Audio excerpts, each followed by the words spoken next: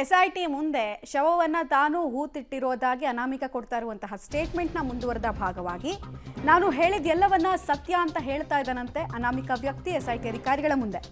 ಶವ ಹೂತಿಟ್ಟ ಜಾಗವನ್ನು ತೋರಿಸೋದಕ್ಕೆ ನಾನು ರೆಡಿ ಇದ್ದೀನಿ. ಹೂತಿಟ್ಟ ಶವಗಳಲ್ಲಿ ಮಹಿಳೆಯರದ್ದೇ ಹೆಚ್ಚಾಗಿ ಶವಗಳು ಇದ್ವು ಅನ್ನೋದನ್ನ ಪದೇ ಪದೇ ಆತ ಹೇಳ್ತಾ ಇದ್ದಾನೆ. ಎಸ್ಐಟಿ ಮುಂದೆ ಹೇಳಿಕೆಯನ್ನ ಅನಾಮಧೇಯ ವ್ಯಕ್ತಿ ಕೊಟ್ಟಿದ್ದಾನೆ. ಬಟ್ ಇದನ್ನ ಗ್ರೌಂಡ್ ಲೆವೆಲ್ ವೆರಿಫಿಕೇಶನ್ ಪೊಲೀಸರು ಮಾಡ್ತಾರೆ. ಈತ ಹೇಳಿಕೆ ಕೊಟ್ಟ ತಕ್ಷಣ ನಡಿ ಹೋಗೋಣ ಎಕ್ಸ್ಟ್ರಿಮೇಷನ್ ಮಾಡ್ಬಿಡೋಣ ಅಂತ ಹೇಳಲ್ಲ. ಗ್ರೌಂಡ್ ಲೆವೆಲ್ ವೆರಿಫಿಕೇಶನ್ ಮಾಡ್ತಾರೆ. ಕೇಳ್ತಾರೆ ಯಾವ್ಯಾವ ಇಸ್ವಿನಲ್ಲಿ ಯಾವ ಸಂದರ್ಭದಲ್ಲಿ ಎಲ್ಲಿ ಅದು ನದಿ ತೀರದಲ್ಲಿ ಸಿಕ್ಕಿದ್ದ ಅಥವಾ ಯಾರೋ ಬಂದು ಡಿಸ್ಪೋಸ್ ಮಾಡಿದ್ದ ಬಾಡಿನ ನಿನಗೆ ಮುಚ್ಚಾಕು ಅಂತ ಹೇಳಿದ್ರ ಅಥವಾ ಪೊಲೀಸರು ಪೋಸ್ಟ್ಮಾರ್ಟಮ್ ಪ್ರಕ್ರಿಯೆಯನ್ನು ಮಾಡದೆ ಪೊಲೀಸರ ಸಮಕ್ಷಮ ಇಲ್ಲದೆ ಹೂತಿಟ್ಟ ವಿಚಾರನ ಇದು. ಯಾಕಂದರೆ ಪೊಲೀಸರು ಕೂಡ ಸಹಜ ಸಾವು ಪ್ರಕರಣದಲ್ಲಿ ಕೂಡ ಹೆಣವನ್ನು ಹೂಳೋದಕ್ಕೆ ಹೇಳಿರ್ತಾರೆ, ಅದನ್ನು ಸುಡೋದಕ್ಕೆ ಬರೋದಿಲ್ಲ. ಸೊ ಆ ಥರದ ಪ್ರಕ್ರಿಯೆಗಳು ಫಾಲೋ ಮಾಡದೆ ಈತ ಅಕ್ರಮವಾಗಿ ಹೆಣಾನ್ ಹೂತಿಟ್ನ ಅನ್ನೋದ್ರ ಗ್ರೌಂಡ್ ಲೆವೆಲ್ ವೆರಿಫಿಕೇಷನ್ ಈ ಪ್ರಿಲಿಮಿನರಿ ಇನ್ವೆಸ್ಟಿಗೇಷನಲ್ಲಿ ಆಗುತ್ತೆ. ಆ ಟೈಮಲ್ಲಿ ಆತ ಭಾಳ ಕಾನ್ಫಿಡೆಂಟಾಗಿ ಉತ್ತರವನ್ನು ಕೊಡ್ತಾ ಇರೋದು ಕಂಡು ಬರ್ತಾ ಇದೆ. ಹಾಗಾದರೆ ಯಾವ್ಯಾವ ಸತ್ಯಗಳು ಹೊರಬರುತ್ತೆ ಅನ್ನೋದೇ ಈ ಕ್ಷಣಕ್ಕೂ ಕಾಡ್ತಾ ಇರುವಂತಹ ಪ್ರಶ್ನೆ. ಸೊ ಆತ ಏನೇನು ಹೇಳಿದ್ದಾನೆ ಅನ್ನೋದನ್ನ ನೋಡೋಣ. ಸೊ ಹಿಂದೆ ದೂರಿನಲ್ಲಿ ಹೇಳಿದಂತೆ ಆತ ಹೇಳ್ಕೊಂಡಿದ್ದಾನೆ, ಈಗ ನನಗೆ ಪಾಪ ಪ್ರಜ್ಞೆ ಕಾಡ್ತಾ ಇದೆ. ಇದನ್ನು ಆತ ಹೇಳಿದ್ದಾನೆ. ಒಂದು ಕಡೆಗೆ ಈಗ ನೀವು ನೋಡ್ತಾ ಇದ್ರಲ್ಲ, ಇದು ಟಿ ವಿ ಸ್ಕ್ರೀನಲ್ಲಿ ನೋಡ್ತಾ ಇದ್ದು SIT ಪ್ರಶ್ನೆಗಳು. ಈಗ SITಗೆ ಅನಾಮಿಕ ವ್ಯಕ್ತಿ ಹೋಗ್ತಾ ಇದ್ದ ಹಾಗೆ ಹೇಳಿದಂತಹ ವಿಚಾರ ಇಷ್ಟು. ಈಗ ಯಾಕೆ ಬಂದ್ರಿ ಅಂತ ಕೇಳಿದಾಗ, ಈಗ ನನಗೆ ಪಾಪ ಪ್ರಜ್ಞೆ ಕಾಡ್ತಾ ಇದೆ, ನಾನು ಹೇಳಿದ್ದೆಲ್ಲ ಕೂಡ ಸತ್ಯ, ನಾನು ಶವ ಹೂತಂತಹ ಜಾಗವನ್ನು ನಿಮಗೆ ತೋರಿಸ್ತೀನಿ, ನನಗೆ ಎಲ್ಲ ಕೂಡ ನೆನಪಿದೆ. ಹಾಗೆ ಹೂತಿಟ್ಟ ಶವಗಳಲ್ಲಿ ಮಹಿಳೆಯರದ್ದೇ ಹೆಚ್ಚು ಶವ ಇತ್ತು, ಕೆಲ ಮಹಿಳೆಯರ ಶವಗಳು ನಗ್ನ ಸ್ಥಿತಿಯಲ್ಲಿ ಇದ್ವು ಅನ್ನೋದನ್ನು ಆತ ಉಲ್ಲೇಖಿಸ್ತಾ ಹೋಗ್ತಾನೆ. ಅಂದರೆ ನಗ್ನ ಸ್ಥಿತಿ ಅಂತ ಯಾಕೆ ಹೇಳ್ತಾನೆ ಅಂದರೆ ಲೈಂಗಿಕ ಆಕ್ರಮಣ ಆಗಿದೆ ಅನ್ನೋದು ಆತಂದು ವರ್ಷನ್. ದೂರಿನಲ್ಲೂ ಅದನ್ನು ಅವನು ಹೇಳಿದ್ದ. ಅದಾದ ನಂತರ ಇವೆಲ್ಲ ಅನಾಥ ಶವಗಳು ಅಂತ ನಾನು ಆರಂಭಿಕ ಹಂತದಲ್ಲಿ ಭಾವಿಸಿದ್ದೆ ಅನ್ನೋದನ್ನು ಹೇಳಿದ್ದಾನೆ. ಅನಂತರ ನನಗೆ ಅನುಮಾನ ಬರೋದಕ್ಕೆ ಶುರುವಾಯಿತು. ನನಗೆ ಯಾರ ಭಯ ಒತ್ತಡ ಕೂಡ ಇಲ್ಲ. ಸಮಗ್ರ ತನಿಖೆ ನಡೆಸಿ ತಪ್ಪಿತಸ್ಥರಿಗೆ ಶಿಕ್ಷೆ ಕೊಡಿ ಅಂತ ಆಗ್ರಹಿಸ್ತಾ ಇದ್ದಾನೆ.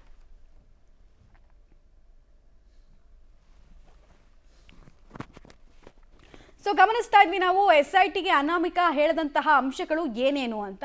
ಇಲ್ಲಿರೋ ಪ್ರಶ್ನೆ ಇಷ್ಟೇ, ಈತ ಕೊಟ್ಟ ಸ್ಟೇಟ್ಮೆಂಟು ಆ ತಲೆಬುರುಡೆ ಮತ್ತು ಧರ್ಮಸ್ಥಳ ಗ್ರಾಮದ ಮಣ್ಣಿನದ್ದೇ ಮಣ್ಣು ಸಿಗುತ್ತಾ, ಕಣಗಳು ಮ್ಯಾಚ್ ಆಗುತ್ತಾ, ತಾಂತ್ರಿಕವಾಗಿ ಸುಮಾರು ಪ್ರಶ್ನೆಗಳಿದ್ದಾವೆ.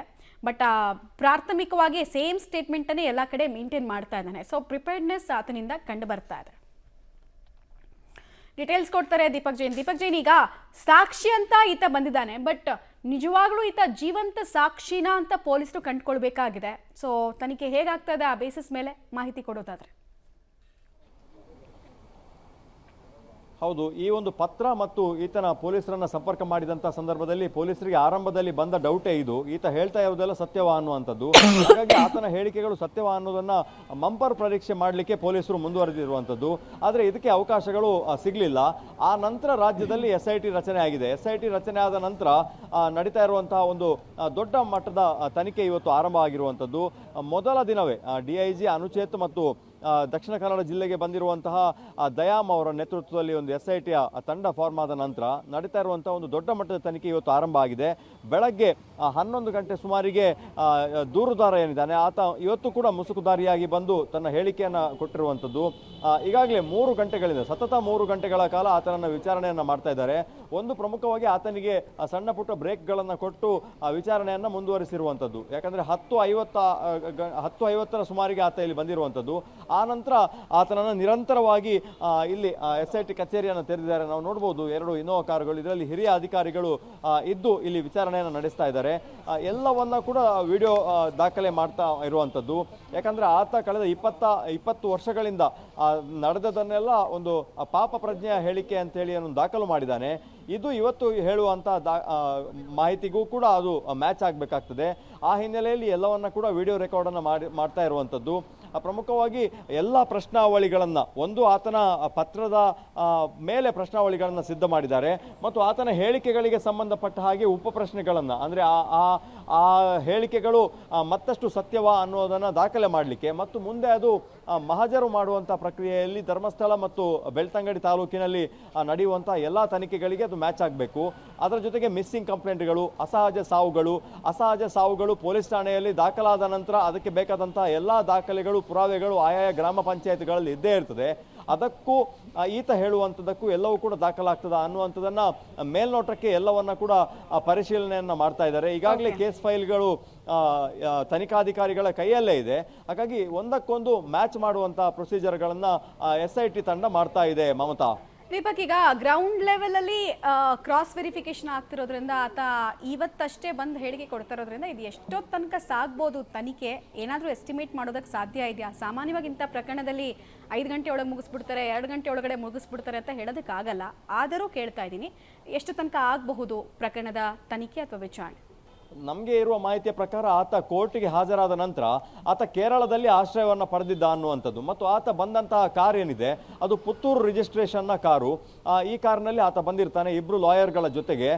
10:45 ಸುಮಾರಿಗೆ 10:45ರಿಂದ 10:50 ನಡುವೆ ಅವರು ಈ SIT ತನಿಖೆ ಆಗುವಂತಹ ಕಚೇರಿಗೆ ಬಂದಿರುವಂಥದ್ದು.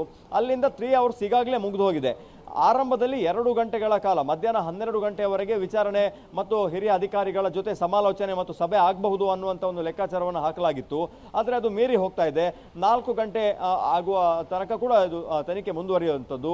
ಹಿರಿಯ ಅಧಿಕಾರಿಗಳು ಇದೇ SIT ಕಚೇರಿಗೆ ಊಟವನ್ನು ತರಿಸ್ಕೊಂಡು ಒಂದು ಬ್ರೇಕ್ ಅನ್ನು ಪಡೆದು ಮತ್ತೆ ವಿಚಾರಣೆಯನ್ನು ಮುಂದುವರಿಸ್ತಾ ಇದ್ದಾರೆ. ಹಾಗಾಗಿ ಸಂಜೆಯವರೆಗೂ ಕೂಡ ಇದು ಮುಂದುವರಿಬಹುದು ಅನ್ನುವಂಥದ್ದು. ಯಾಕಂದ್ರೆ ಎಲ್ಲ ಮಾಹಿತಿಗಳು ಈ ಕಳೆದ 2 ದಿವಸಗಳಿಂದ ಮಾಡಿದಂತಹ ಎಲ್ಲ ದಾಖಲೆಗಳ ಕ್ರೋಢೀಕರಣವನ್ನ ಹಿರಿಯ ಅಧಿಕಾರಿ ಪ್ರಣವ್ ಮೊಹಂತಿ ಅವರ ಗಮನಕ್ಕೆ ತರ್ತಾ ಇದ್ದಾರೆ. ಮತ್ತು ಈ ಇಬ್ಬರು ಹಿರಿಯ IPS ಅಧಿಕಾರಿಗಳು ಬೆಂಗಳೂರಿಗೆ ಹೋಗಿ ಅಲ್ಲೊಂದು ಉನ್ನತ ಮಟ್ಟದ ಸಭೆಯನ್ನ ಮಾಡ್ತಾರೆ ಅನ್ನುವಂಥ ಮಾಹಿತಿಗಳು ನಮಗೆ ಸದ್ಯಕ್ಕೆ ಲಭ್ಯ ಆಗ್ತಾ ಇದೆ. ಸಂಜೆ 4 ಗಂಟೆಯವರೆಗೂ ಕೂಡ ವಿಚಾರಣೆ ಮುಂದುವರಿಯುವಂತಹ ಸಾಧ್ಯತೆ ಇದೆ. ಯಾಕಂದ್ರೆ ಇಲ್ಲಿ ಯಾವುದೇ ಮಾಧ್ಯಮಗಳಿಗಾಗಲಿ ಅಥವಾ ಇತರ ಸಾರ್ವಜನಿಕರಿಗೆ ಈ ಕಚೇರಿಯ ಒಳಗೆ ಪ್ರವೇಶ ಇಲ್ಲ. ಹಿರಿಯ ಅಧಿಕಾರಿಗಳು 2 ಕೊಠಡಿಗಳನ್ನ ಪಡ್ಕೊಂಡು ಅದನ್ನ ಕಚೇರಿ ಮಾಡ್ಕೊಂಡಿದ್ದಾರೆ. ಬೇಕಾದಂತಹ ಎಲ್ಲ ಕಂಪ್ಯೂಟರ್ಗಳು, ಕ್ಯಾಮರಾಗಳನ್ನು ತಂದಿದ್ದಾರೆ. ಇಂಟರ್ನೆಟ್ ಸಂಪರ್ಕವನ್ನ ಈಗಾಗಲೇ ಮಾಡ್ಕೊಂಡಿರುವಂತದ್ದು. ಹಾಗಾಗಿ ಇದೊಂದು ಪರ್ಮನೆಂಟ್ SIT ಕಚೇರಿಯಾಗಿ ಈ ಪ್ರಕರಣಕ್ಕೆ ಒಂದು ತಾರ್ಕಿಕ ಅಂತ್ಯ ಆಗುವ ತನಕ ಕೇಂದ್ರ ಸ್ಥಾನದಲ್ಲಿ ಈ ಕಚೇರಿಯನ್ನ, ಬೆಳ್ತಂಗಡಿಯಲ್ಲಿ ಮತ್ತೊಂದು ಕಚೇರಿಯನ್ನ ಇಟ್ಟು ತನಿಖೆಯನ್ನ ಒಂದು ತಾರ್ಕಿಕ ಅಂತ್ಯಕ್ಕೆ ತರುವವರೆಗೂ ಕೂಡ ಈ 2 ಕಚೇರಿಗಳು ಕಾರ್ಯಾಚರಣೆ ಮಾಡ್ಲಿಕ್ಕಿರಬಹುದು. ಮಮತಾ, ಧನ್ಯವಾದ ತಮ್ಮೆಲ್ಲ ಮಾಹಿತಿಗಾಗಿ ದೀಪಕ್ ಜೈನ್. ಈಗ ಫ್ಯೂಚರ್ ಲೀಗಲ್ ಡಾಕ್ಯುಮೆಂಟ್ ಕೂಡ ಬೇಕಾಗುತ್ತೆ ತನಿಖಾಧಿಕಾರಿಗಳಿಗೆ, ಹೀಗಾಗಿ ಸುಮಾರು ಸಮಯ ಹಿಡಿಯುತ್ತೆ. ಇವತ್ತು ಪೂರ್ತಿ ವಿಚಾರಣೆಯನ್ನು ನಡೆಸಿ ಒಂದು 4 ಗಂಟೆ 4:15 ತನಕ ವಿಚಾರಣೆ ನಡೆಸಿ ಮತ್ತೆ ಕರಿಬಹುದು ಅಥವಾ ವಶಕ್ಕೆ ಪಡೆದು ವಿಚಾರಣೆಯನ್ನು ನಡೆಸಬಹುದು. ಆತ ಸಾಕ್ಷಿ ಅಂತ ಹೇಳ್ಕೊಳ್ತಾ ಇದ್ದಾನೆ. ನಿಜವಾಗ್ಲೂ ಜೀವಂತ ಸಾಕ್ಷಿ ಅಂತ ಕನ್ಸಿಡರ್ ಮಾಡಬೇಕಾ ಅನ್ನೋದಕ್ಕೆ ಸುಮಾರು ಮಾನದಂಡಗಳನ್ನು SIT ಟೀಮ್ ಸಹಜವಾಗಿ ನೋಡುತ್ತೆ. ಒಂದು ತಾಂತ್ರಿಕ ಮಾನದಂಡ, ಇನ್ನೊಂದು ಸರ್ಕಮ್ಸ್ಟೆನ್ಷಿಯಲ್ ಎವಿಡೆನ್ಸ್ ಬಗ್ಗೆ ಆತ ವಿವರಿಸ್ತಾ ಇದ್ದಾನೆ, ಪದೇ ಪದೇ ಕೋಟ್ ಮಾಡ್ತಾ ಇದ್ದಾನೆ. ಕೋರ್ಟ್ ಒಂದು ಬುಡೆ ತಗೊಂಡು ಬಂದು ಕೊಟ್ಟಿದ್ದಾನೆ. ಹೀಗಾಗಿ ಎಲ್ಲವನ್ನ ಮ್ಯಾಚ್ ಮಾಡುವಂತಹ ಪ್ರಕ್ರಿಯೆ ಬೆಳಗ್ಗೆಯಿಂದ ಆಗ್ತಿದೆ.